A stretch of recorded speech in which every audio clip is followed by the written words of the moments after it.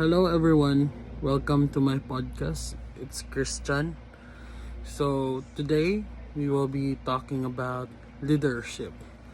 So a little bit background about me. When I was elementary, I studied at Mitsap Montessori Center. I've been a student council president. So I'm one of the youngest to receive a DIWA Leadership Award. When I was in high school, I became a student leader for International Fellowship of Evangelical Students. I've also been a leader for Inter-School Christian Fellowship, English Club, Science Club, and a lot of clubs. So, yeah, I'm really quite familiar with the word leadership, especially when I was in college and when senior high school. By the way, I was still a leader, a church leader. So we do outreach, college. Leadership has been more redefined. I was a student council representative for at Joji Ilagan International School. So there, I have a leadership experience also in the corporate world. When I stopped studying, I applied in the BPO industry. So I thrived, and then I became a trainer. So I became a trainer, a performance consultant, and then was sent to different parts of the Philippines, handled international trainings for India and Egypt, and I have realized a lot about leadership. So here's my thing. Number one, leadership is all about will.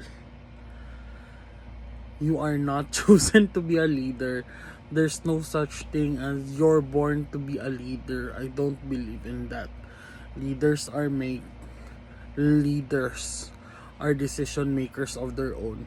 So if you choose to be a leader, you have that will to lead. It is a commitment. Being a leader is a huge accountability.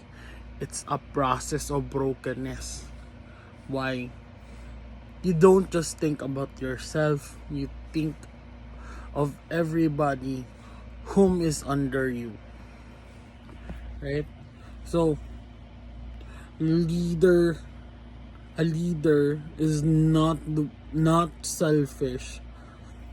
When they cry, you cry. That's true leadership for me.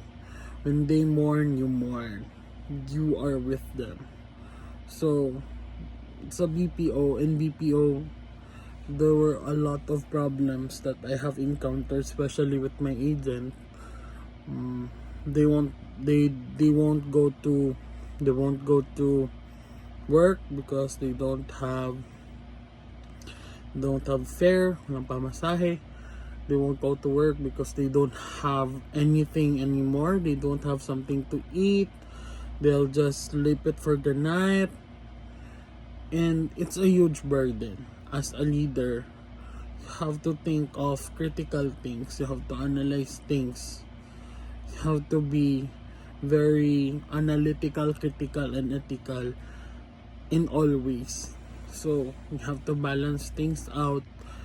First, make sure that you are not abused, and second, you're thinking of them also, how they would feel about your decision. And when you're a leader, everything that you said is the basis of truth. So as a leader, you should often, or you should always check yourself, check your motives. Why am I a leader? Why do I wanted to be a leader? Is this what I really wanted to? So what's the motive behind of being a leader? Is it about is it about control? Is it about power? Because that's not leadership. Leadership is being below power. Leadership is doing the job with them. Because if you wanted to be in power, you should be a boss, not a leader. So a leader goes with his people. A leader leads. So you're the forefront. You're the front line. So you are the one who